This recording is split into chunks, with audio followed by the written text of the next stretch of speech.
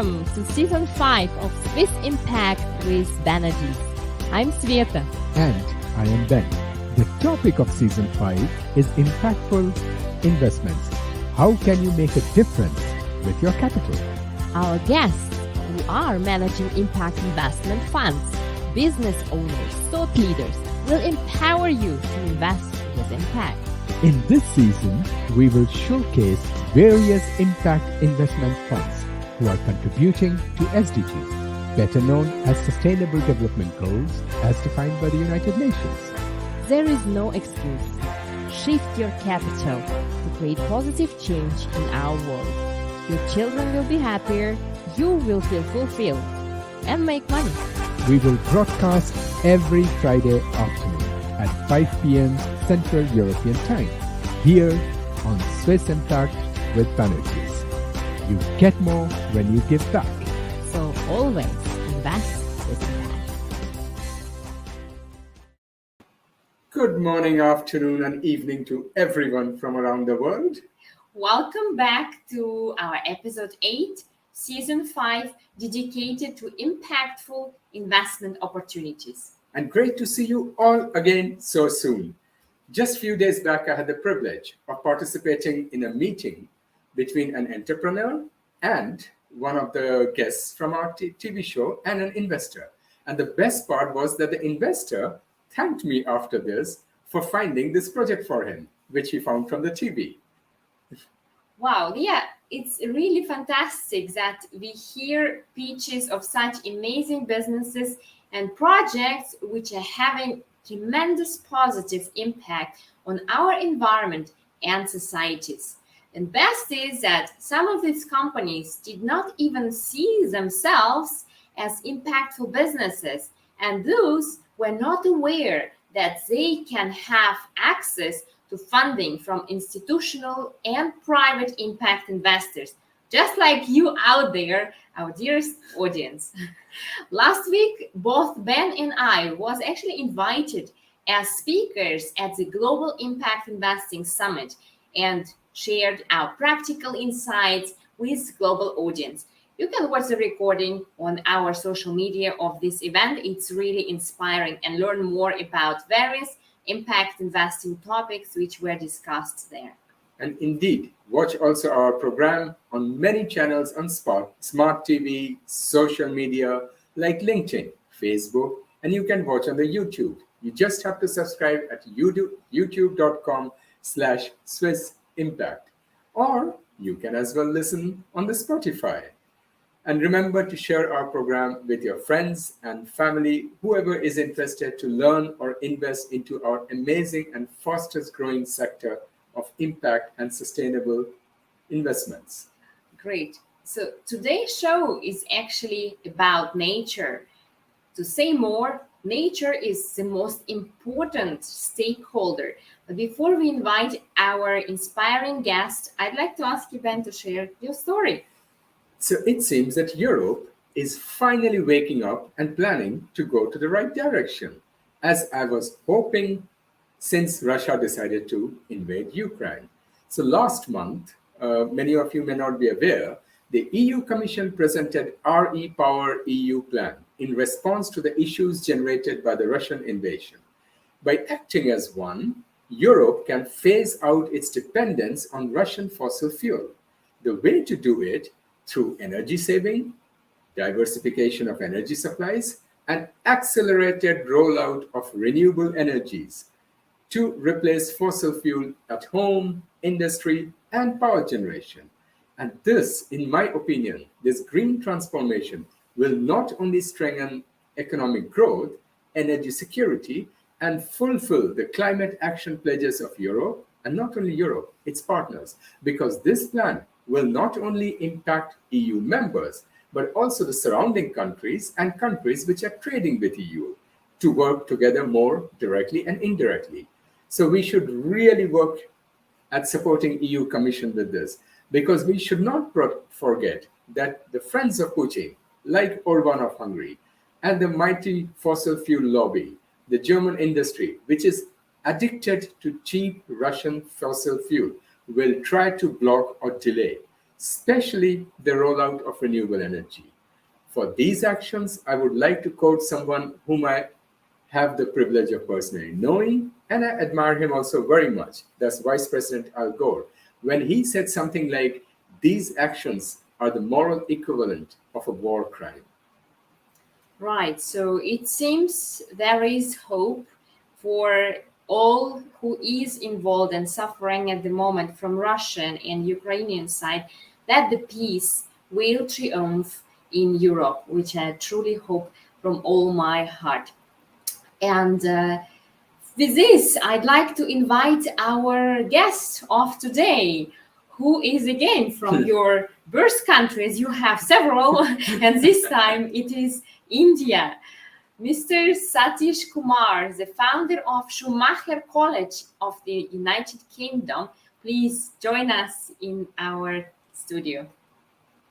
Welcome, Satish. Hello, Satish. Welcome. How are you? Where are you right now? It's my pleasure to be on your program, and I'm in the UK, a county called Devon, and it's a beautiful summer here, and it's a great pleasure to be on your program. Well, it's our honor to have you with us today, and I'd like quickly to introduce you to our audience for those who don't know you yet. So you are a peace-pilgrim, lifelong activist, TEDx speaker, and former monk. And not only you have inspired us, but you have inspired global change for over 50 years. You undertook a pilgrimage for peace, walking for 2 years without money from India to America for the cause of nuclear disarmament. And now, in your 80s, you look much younger though, you have devoted your life to campaigning for ecological regeneration and social justice. You're also world-renowned author of many books, an international speaker, founder of the Resurgence Trust, and editor for over 40 years of Resurgence and Ecologist magazine, which had been described as the artistic and spiritual flagship of the Green movement. You also have received many awards in education, literature, and others. And I cannot list everything what you have done. It's better that you tell us yourself. So welcome, Satish. Thank you for joining us today. My pleasure. Satish, I have so many questions, but I wanted to ask you first, what was this journey about, walking from India to US? And how was it in your experience? Yes, it was in 1962. It was the height of Cold War. And at that time, the nuclear arms race was very much on the agenda. And all the countries like Soviet Union at that time, and the United States, France, England, they were all piling up the nuclear weapons. And I said, I must do something about this arms race. What can I do? I should go with my friend, two of us, to Moscow, Paris, London, and Washington, and urge people to disarm, particularly nuclear disarmament. But how do I go? I decided not to fly, because if you fly, there's no impact. But also I wanted to go to people, because it's the people who are going to really be the leaders of the peace that we want in the world. And so I decided to walk. And then I thought, wars begin in fear, and peace begins in trust. So I want to show that I trust myself. I trust all people of all races, all religions, all countries, all background. And I trust the universe. And so I decided to go without any money in my pockets. That means I had to depend always on the hospitality and generosity of the strangers. So for 2.5 years, I walked more than 8,000 miles and without any money in my pocket. And I went to Moscow, I went to Paris, I went to London, I went to Washington, and I met representatives of the governments in the Kremlin, in the White House. I met Martin Luther King. I met ordinary people. I met industrial leaders, business leaders, so United Nations leaders. So that was my journey for 2.5 years. Wow. And can you tell us before that? So where are you born and where did you grow up? I was born in India, in the state of Rajasthan. And I grew up there in the deserts of Rajasthan. And at age 9, I decided to become a Jain monk. Because my father died when I was 4 years old. And I was very sad. And my mother was very sad. And my family was very sad that our father has died, or my father has died. And so I thought, is there any way of stopping people dying?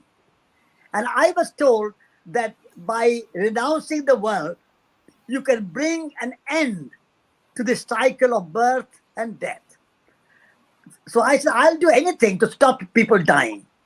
And so that was the reason that I became a Jain monk at the age of 9. And for 9 years, I was a monk, walking bare feet, again without any money, begging for my food, and practicing complete non-violence. The Jain principle is the principle of non-violence. So that was my monk's life for 9 years. Wow, that's impressive. I admire this, that also your mother could let you go. Or how did she experience these 9 years when you were away? I mean, my mother was a very religious woman, although she was very sad and she did not want to let me go, but she also did not want to be an obstacle on my religious journey and religious quest. Therefore, she had two sort of minds, a split mind. On the one hand, she wanted to encourage me to follow my calling and my religious aspiration. And on the other hand, she wanted to have me with her. However, her religious impact or impulse allowed her to give me her blessings. And so I had a I had a very wonderful mother. She was a very religious woman, and she was a very ecological woman. She was a very great lover of nature, and she was a great gardener, and she loved honeybees, and she loved trees, and she actually taught me when I was a little child to love nature. And so my mother was a wonderful person, but also as a Jain monk, I had to be non-violent, not only to people, but also non-violent to nature, non-violent to animals. All Jains are vegetarians. So love of nature and love of people was a very much part of the Jain tradition. And I was practicing that non-violence to people and non-violence to nature, and doing no harm to animals or insects or rivers or oceans. That was the principle of Jain monk. Right. I mean, we understand that social justice and nature are so important to you. So it is to us as well. So we practice ahimsa ourselves. And I wanted to ask you about your philosophy, which is based on 3 pillars: soil, soul, and society. Could you share more about it, please? Yes. You know, all the great movements express their vision and their values in 3 words. Like the French Revolution had 3 words: égalité, liberté, and fraternité. The Christian tradition has Father, Son, and Holy Spirit. The Indians have Brahma, Vishnu, Shiva. So always in 3 words, you encapsulate the essence of the movement. Now we are in the age of ecology. This is the age of nature. And our impact on nature is a very important question today. So how do we express our vision, our values, and our concern about nature and people? So I wanted to find a new trinity for our time. So this is my new trinity: soil, soul, and society. I put soil at the top Because everything comes from the soil and returns to the soil. And it must come from the soil and it must return to the soil. If we don't return things to soil, then it becomes greenhouse gases, it becomes pollution, it becomes waste. And so coming from the soil and returning everything back to the soil is the first ecological and environmental and a sustainability principle. And so, and everything we eat, all our food, fruits, vegetables, grain, herbs, comes from the soil. All our clothes come from the soil. All our wood with which we build our trees and furniture come from the soil. All these things are soil transformed. But at the moment, nobody cares about soil. We have become so obsessed with money and finance and capital, they have forgotten that our money and finance and capital are only means to an end. The end is the protection and a caring of the soil, of natural world, of our environment. So this is why I put soil at the top of my trinity. But soil has to be treated not as a kind of mechanical system. Soil and nature are not a machine. Soil and nature have a soul. Soil and nature have intelligence. They are living organisms. Earth is not a dead rock and nature is not a machine. But earth is a living organism and nature is a living organism. So living organism is soul. And we also have a soul. And in our soul qualities, we cultivate compassion, kindness, generosity, love of nature, love of people, love of ourselves. And so these soul qualities of nature and soul qualities of humans have to be cultivated. And then society. We are divided, humanity today. In the name of religion, we fight. In the name of nationality, we have wars. In the name of race, we have discrimination. In the name of color, black, white, brown, we have discrimination. In the name of gender, we have discrimination. So I want to create a unity of our social harmony so that we are all human beings first and foremost. Before we are Hindus, Muslims, Christians, before we are Chinese, Russians, Americans, Europeans, Africans, before we are black, white, before we are educated, uneducated, we are human beings first. That is the principle of society. So this is why I have created this new trinity for our time: soil, soul, and society. Wow. I don't know what to say. Coming to you also, in your CV we read you also run a trust called Resurgence Trust. What is the purpose of it and why did you create it? Resurgence Trust and also Resurgence and Ecologist magazine and the Ecologist website. We have created this in order to promote this trinity of soil, soul, and society. Lots of people are single issue oriented. They just put one thing at the top: animal rights or human rights or end of racism or end of something. But we are saying in Resurgence Trust that everything is interrelated. Everything is interconnected. Nature, humans are interconnected. We cannot separate them. Lots of people think that nature is separate from humans. Nature is out there, the mountains, the forests, the rivers, the animals, the birds are nature. Humans are not nature. This is a mistaken view. Humans are also nature. We are nature. We are made of earth, air, fire, water.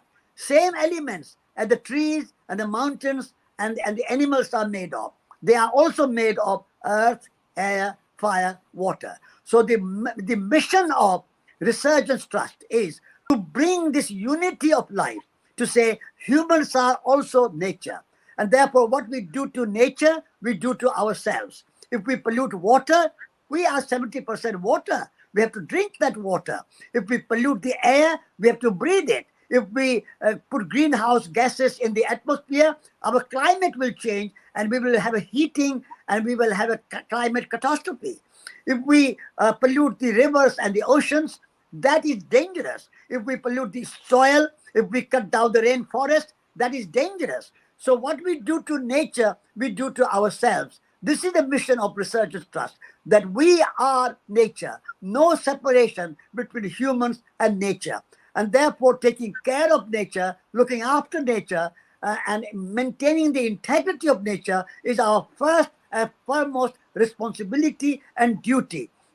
If we just take care of money, profit, production, consumption, the economy, and forget nature, then nature is, as you said, Sveta, nature is the greatest stakeholder in our business. If there's no natural resources, then all our business, all our banking, all our finance, all our capital, all our industry cannot run. Therefore, the real stakeholder, the ultimate stakeholder is nature. Therefore, business, industry, investment, banking, economy, everything must be as a means to maintain the integrity of nature. That is the mission of Resurgence Trust. I think nobody could have said it better than you did, Satish. It's amazing. I completely agree with you. Now the question is, how can we incorporate the most important stakeholder in everything we do?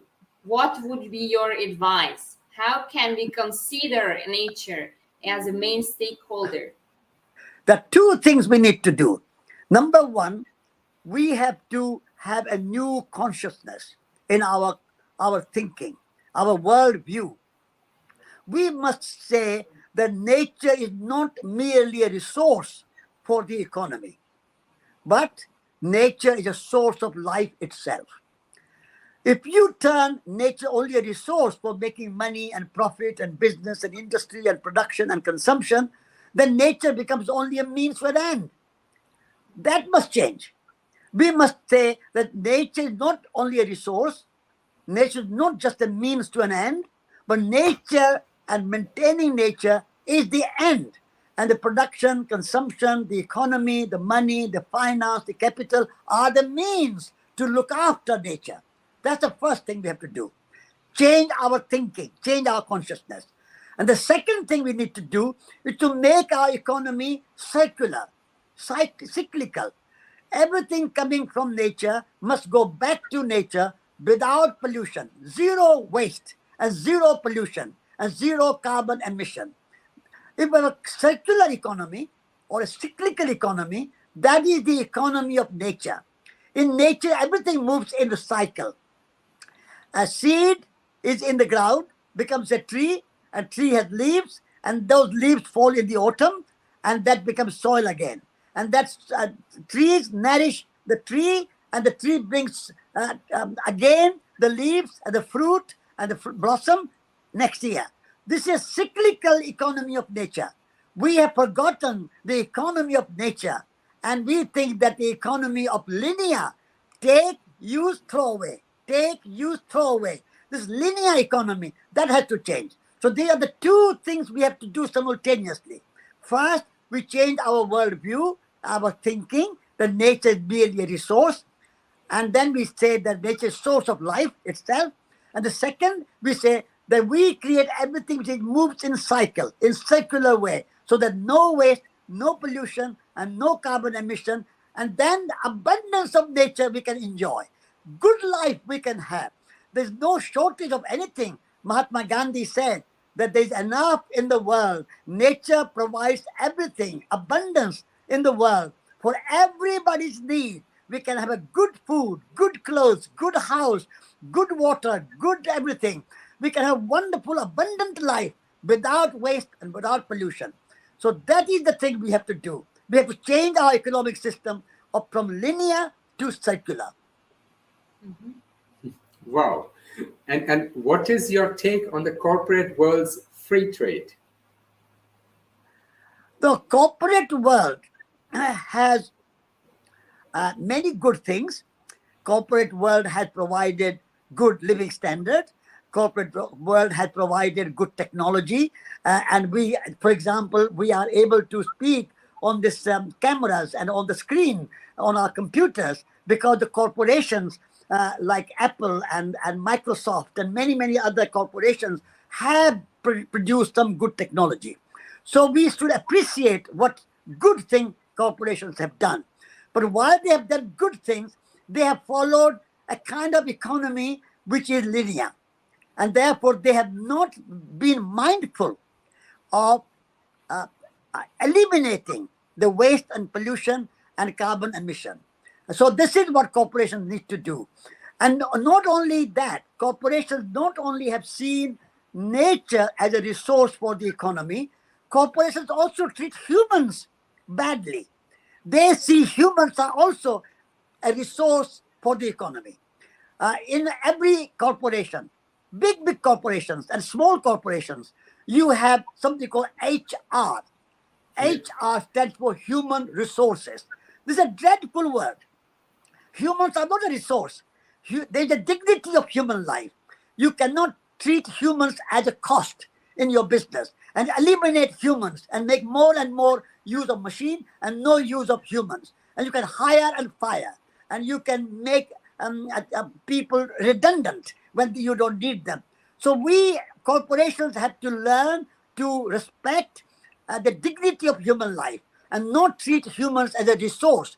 Therefore, I advise corporations to say that HR should not stand for human resources, but HR should stand for human relationship.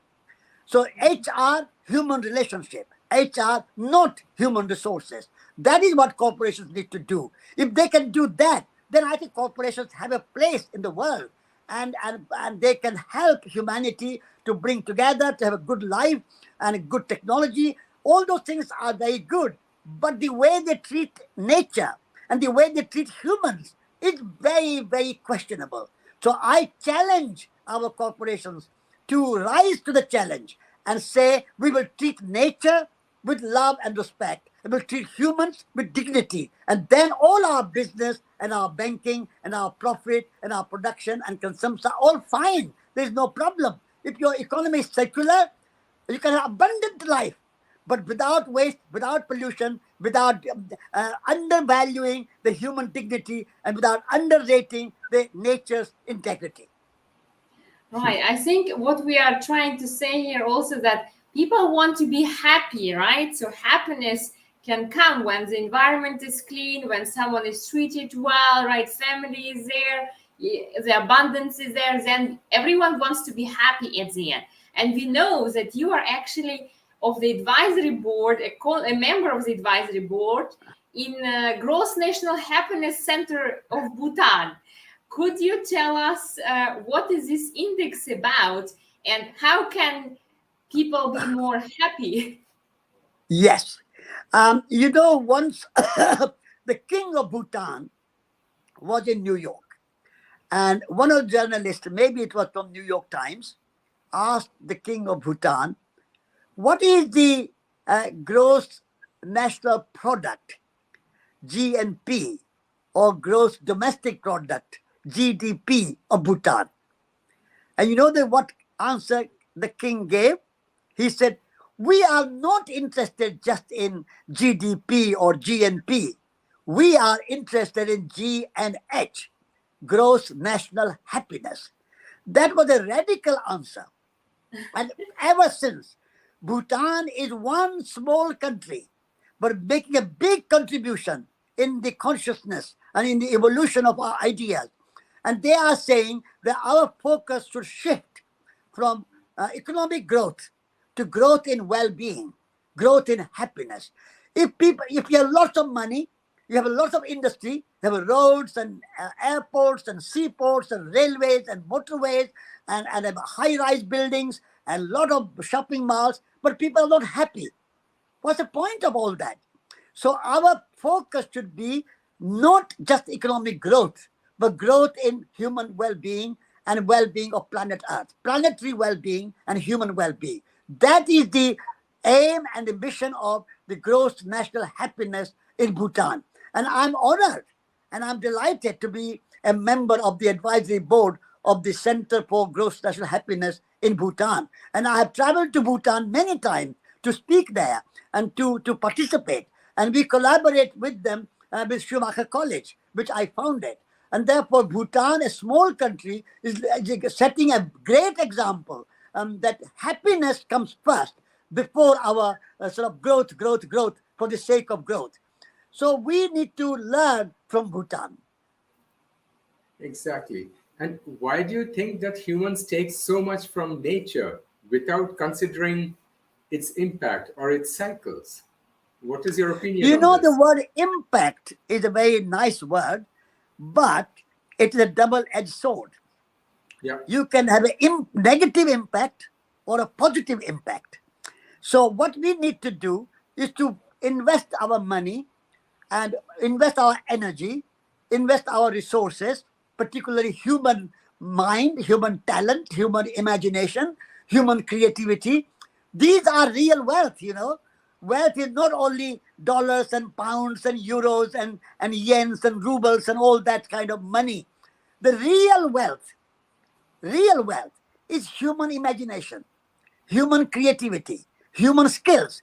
Our two hands can build a house. Our two hands can build technology. Our two hands and our imagination and our skills. So, so that is the most important part of the impact. So, impact investment should be positive impact. What will be the impact of my investment, my activity on human well-being and planetary well-being? So this is the impact investment I believe in, and I congratulate you for providing this concept to all your audience, that our impact investment should be positive on nature and positive on people rather than pollution, waste, exploitation, and human denigration and kind of undervaluing human dignity. So your work of impact investment is a very good work. I admire it. Thank you so much for such good words, Satish. We truly appreciate it from you, you know, and I want to congratulate you to have so much energy. Rarely our guests have so much energy as you do. I hope you will share some secrets of how to keep the energy so high to our audience. So what do you do as a person? And do two things. One is, like we make positive impact through our investment, we also need to have positive thinking, and also we need to be close to nature. So I walk every day in nature. I garden. I be out. I have 2 acres of land around my house. So being in nature gives you energy. If we are all the time indoor and kind of shut in our house and shut in front of a computer all the time, and we are not out in nature, that will not give you energy. So I am age 85. Actually, next month I'll be 86. And yet I have energy because I go out in nature. So nature is a source of energy. Then I also don't worry about the world. I live a simple life, and I've been married for last more than 50 years. And I have a very good, wonderful family life. I have 2 children. So I don't worry about the world. I do my best to help others. And I do my best to look after my family and my friends and my neighbors. And I do something good for the world all the time, but without any expectation. Expectation brings disappointment. So I have no expectation. I just give, serve, and receive from the world with gratitude. Thank you. My most beloved word and my most favorite word is thank you. I'm grateful for my beautiful air, beautiful sunshine, beautiful rain, beautiful food my soil gives me, and my family, my friends, humanity, my culture, which I have received from my ancestors, the language, the philosophy, the science, the technology, how much we have received from our ancestors. If we are grateful to them and we are humble in our heart and we practice humility, then I think we can be in good health and good energy. If we worry, expectations, and more expectations and disappointment and that kind of anger and fear, that doesn't give you energy. So drop your fear, drop your anger, drop your expectations, and have a gratitude in your heart, and you will have a lot of energy.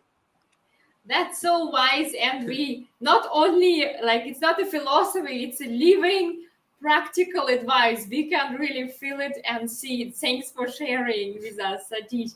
I'd like to ask you also about your magazine, Resurgence and Ecologist magazine. Tell us more a little bit about it. What are you Yes. trying to achieve with that? Resurgence and Ecologist magazines were two magazines. Resurgence magazine was established in 1966, and Ecologist magazine was started in 1970. And then about 10 years ago, we brought these two magazines together. So Resurgence is a magazine which brings spiritual qualities, artistic qualities, and more imaginative qualities. And Ecologist brings more economics and a social and a political and environmental values. And so those are the two sides of the same coin. So we say that, like soil, soul, society, we say that politics, economics, technology, science, all these are important and we should use them. But those cannot be sufficient without our spiritual values and human values and ecological values. So values come from Resurgence, so to speak, and a more practical things come from the ecology. So these two magazines have come together, and we have 6,000 members, and we are looking for more members. So any of listeners want to look and find, they can go to resurgence.org website or the ecologist.org website, and they can find more. And so you can become a member, and then you will receive the magazine 6 times a year, free of charge, because your membership will pay for the magazine.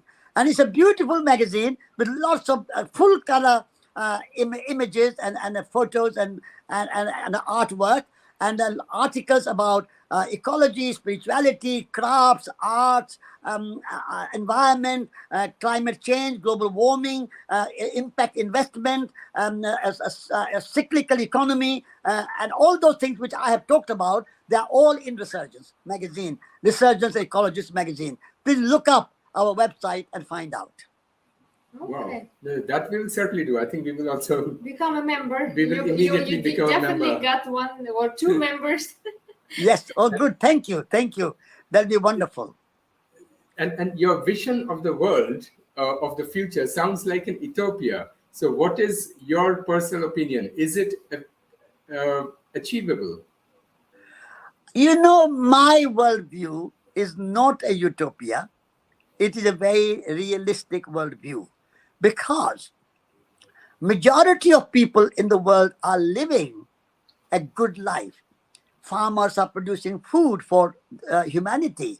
Mothers are looking after children with love. Teachers are teaching young people with love and care and compassion. And craftsmen and artists are producing good work. And the architects are building good houses. So majority of people are living in peace. I mean, you mentioned Ukraine war and various conflicts. They are a small amount. They are a minority. If you look at the 8 billion people upon this planet Earth, how many people are engaged in war? A few 100,000 maybe, or 10,000, of small number. So what I'm saying, not utopia, that's the real world.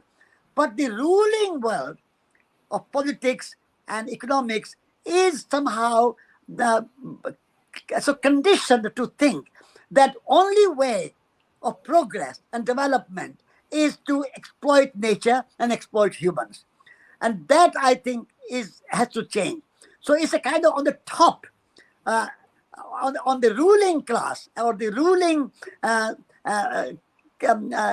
powers are living a very unrealistic lifestyle. And they are imposing economic system and political system which is exploitative of nature and exploitative of people. But majority of people are living with love, compassion, kindness, generosity, ecology.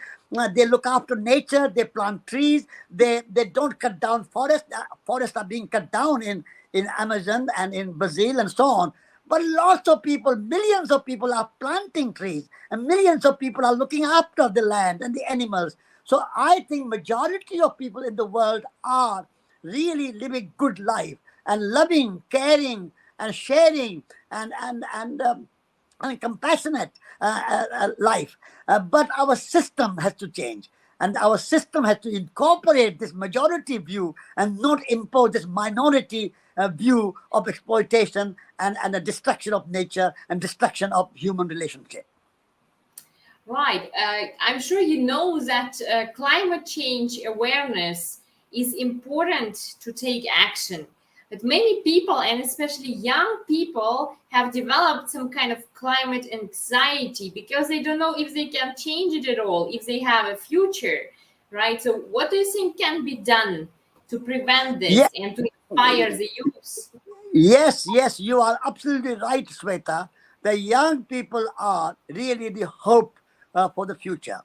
When I see somebody like Greta Thunberg and hundreds of thousands of other young girls and boys around the world, from schools and universities, are raising their voice and saying that this is not the kind of future we want, where global warming and climate change and a climate catastrophe can destroy our future. And so young people are rising to the challenge, and therefore they give me a great hope. I am an optimist because I'm also an activist. And to be an activist, you have to be an optimist. If you are a pessimist, you can't be an activist. And therefore, having hope, having optimism, and doing something for the betterment of the humanity and of nature is our responsibility, and particularly young people. So I admire young people, I congratulate young people, and I support young people for what they are doing. And I have recently published a book, Small World, Big Ideas. And in that, I have included Greta Thunberg's article in the book. So young people, as you mentioned, Sveta, that are the hope for the future. And we, older generation, should admire them, support them, encourage them, and listen to them. And we must not think the young people have no wisdom, and young people have no ideas. They must listen to us. We must listen to young people. Very, very true. And what is your Trust's 3 main programs? Say again? What are the 3 main programs of your trust, of the Resurgence Trust? Our 3 programs are, number 1, a bi-monthly magazine, Resurgence Ecologist, and this had been, as I said, since 1966 and 1970. It has been going, so more than 55 years. And the second one is the Ecologist website. So in this Ecologist website, it's a free service.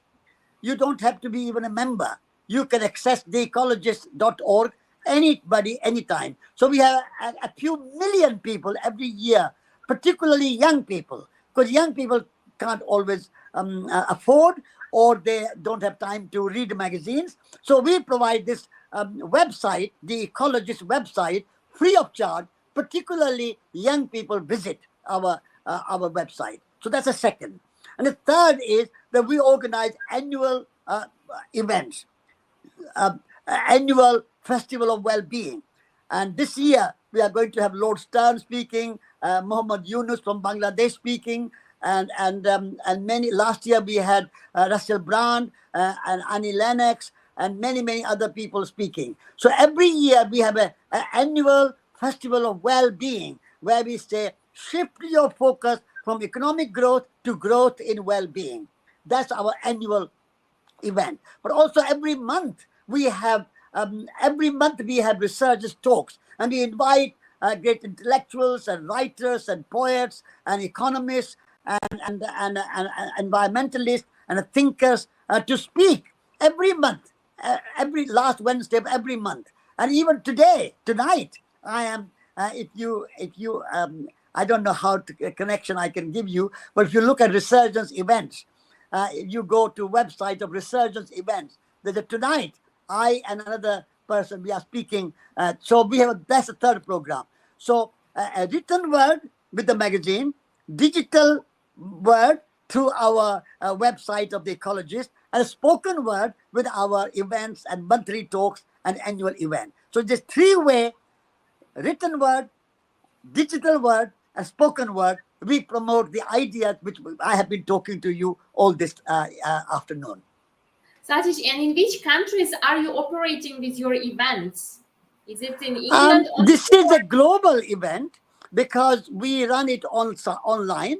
Our annual festival of well-being is online. So people from all around the world, from New Zealand, Australia, Africa, Asia, China, Russia, India, Europe, everywhere, people come.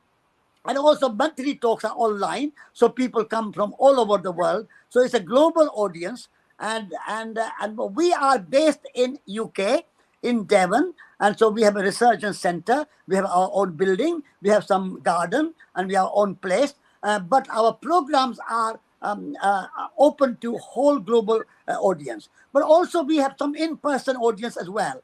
So people come to our Resurgence Center and have a small audience of 100 or 200 people anytime. But these monthly talks and annual events are global because they are online. And are you looking for donors, donations, or investors to support your amazing work which you are doing? Yes, Resurgence Trust is a charity, and therefore we are not operating as a business. We are more a not-for-profit, like an NGO, not-for-profit magazine, and a trust and a charity. And so we are looking more for philanthropic contributions and donations. So if you are, any one of your audience listening to me are interested to support Resurgence Trust, then we will be delighted to hear from you. And you can always connect with resurgence.org is our website. And you can write to me, Satish at resurgence.org. And I can reply or give you answer. So yes, we are looking for donations and grants from charities, individual donations, and so on. Because we are a charity, we are in the service of humanity, in the service of planet Earth, and we are devoted to good causes to stem global warming, create social justice, and create a more social harmony, and all the well-being. All these issues are very, very important, and they need promoting, and therefore we need financial support. So thank you for asking that question. You're welcome. And do you have expansion plans? And if yes, what are those? Our expansion plan is that we would like to increase our membership. At the moment, we have 6,000 members. But that's in a way quite small number. We would like to get maybe 10,000 members or even more. So that is one thing we would like to expand. And then our audience at the moment, a global audience, but we get maybe 500,000 people listening to us for an event. We would like to have even more. So we are all the time trying to reach out and sort of increase our outreach. Are you using also Sustainable Development Goals of United Nations as your framework and measuring the impact that you are creating? Yes. I mean, we work with United Nations. I work with UNESCO and UNEP and UNDP and various other arms of the United Nations. And I think United Nations is a very admirable organization. But our work is mainly at the grassroots level, because all big changes happen from the bottom up. If you take all the great movements like Mahatma Gandhi, he did not come from the center, or Martin Luther King did not come from the White House, or Nelson Mandela did not come from the center. All these great movements start on the fringe, and change comes from the kind of you can say from the fringe.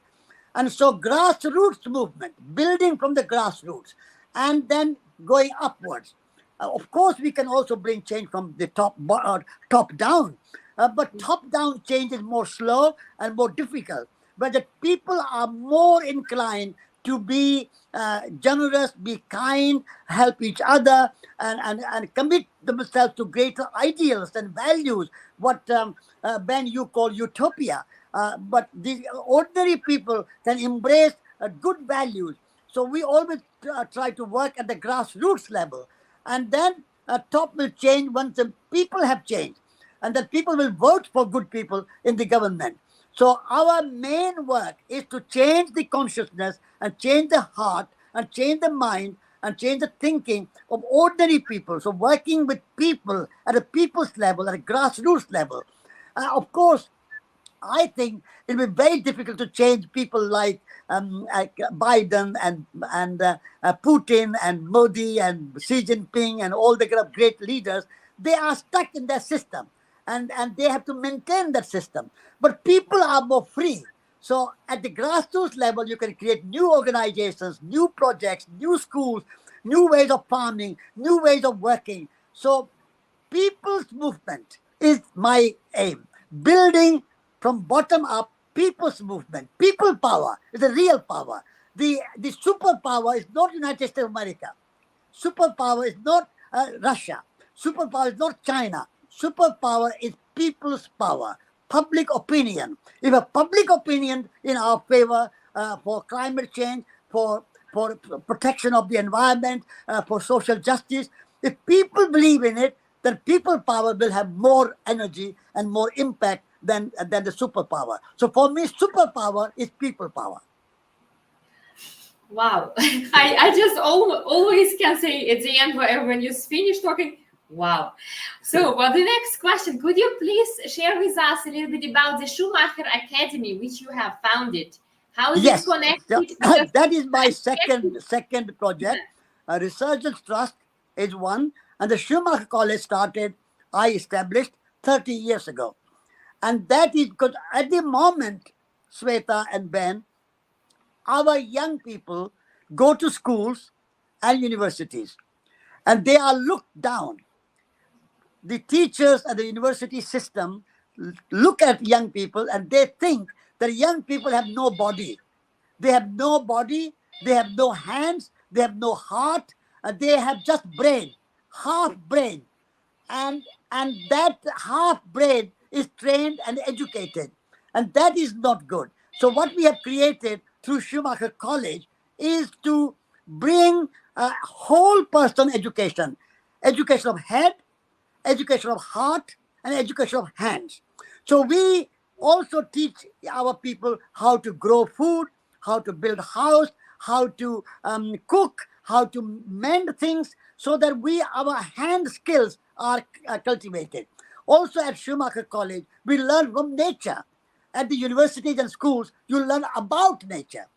You learn how to exploit nature, how to control nature, how to dominate nature. We say that is not our purpose. We want to teach learning from nature and living in harmony with nature and going with the grain of nature. So nature-centered education is the mission of Schumacher College. Earth-centered education, not human-centered, not brain-centered, not technology-centered, but nature-centered. And then technology, human brain, and academic learning, science, mathematics, history, geography, anthropology, all these subjects are fine. Academic subjects are all very good, but they are only brain, only head. And we want to bring heart and hands together. So Schumacher College is a kind of nature-centered education, earth-centered education, education of head, education of heart, education of hands, learning by doing, learning from nature. That is the mission of Schumacher College. When I checked the website of the college, it gave me a wish to go and study again, you know. Yes, you are welcome. At Schumacher College, we have short courses, but we also have a long courses. You can come for 1 year, but also you can come for 1 week. And so it's very flexible. So you can look at our Schumacher College program and you can come for 1 week or 2 weeks or 6 months or 1 year. It's very flexible. And how did you come to the name Schumacher? Name E.F. Schumacher, he was an economist, and he wrote a very wonderful, famous book called Small is Beautiful. Economics as if people and planet matter, not just profit matter. So Small is Beautiful, and in this book, there's a chapter called Buddhist Economics. E.F. Schumacher was the first Western economist to put Buddhism and economics together. People ask him, what Buddhism has to do with economics? And Schumacher always say that economics without spiritual values, ecological values, social values, human values is like a well without water, like a soil without water, like a flower without fragrance and color. So you need human values, ecological values, spiritual values, Buddhist values in the economics, so that economics has a kind of inner quality as well as an outer quality. The inner and outer go together. Outer transformation, social organization, political organization, industrial organization can only be successful if also there's a human heart in it. And human heart is brought by Buddhist or natural or ecological values. And therefore, Buddhist economics was his name, famous and outstanding essay in the book, Small is Beautiful. So we were very inspired by that. And I was a good friend of E.F. Schumacher before he died. And therefore, when he died, we said we should honor this great economist.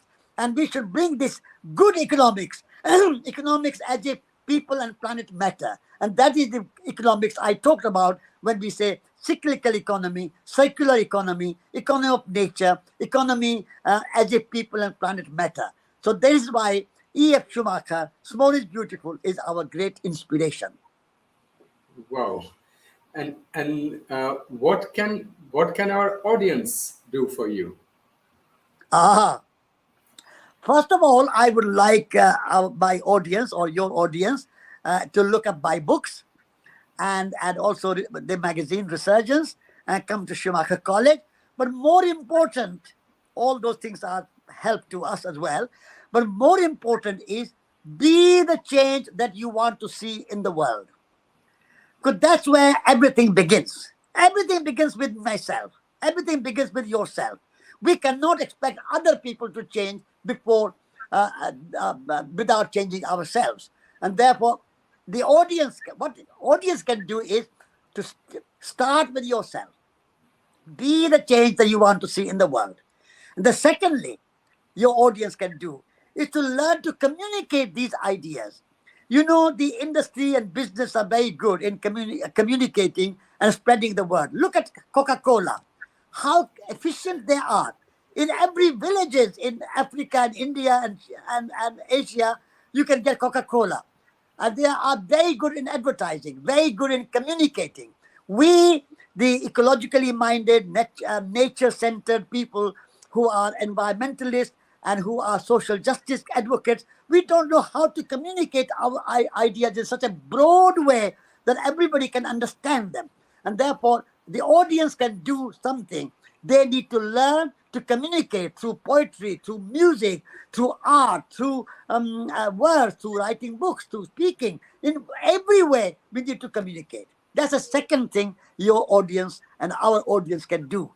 The third thing you can do is don't just think, how can we change the world? How can we have a better world?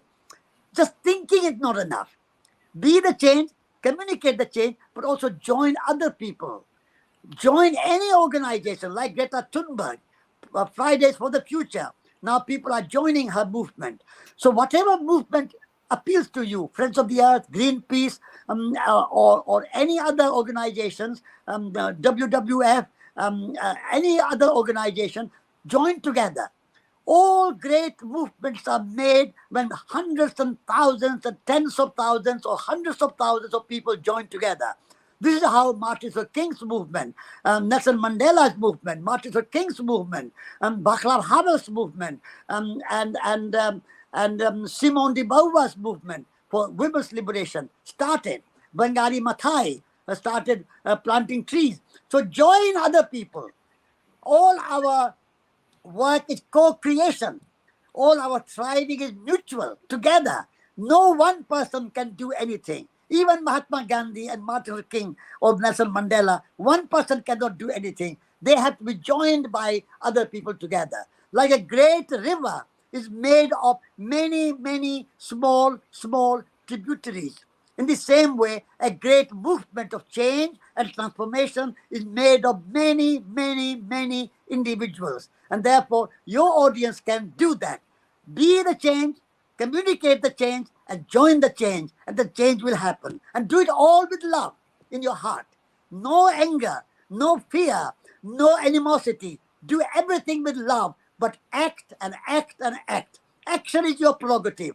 Don't just sit back and criticize the world and curse the world and say everything is bad, business is bad, government is bad, industry is bad, everybody is bad. That's no good. Just saying bad is no good. Do something about it. Do something good, positive impact, and then world will change. That's your audience can do. I don't know what to say.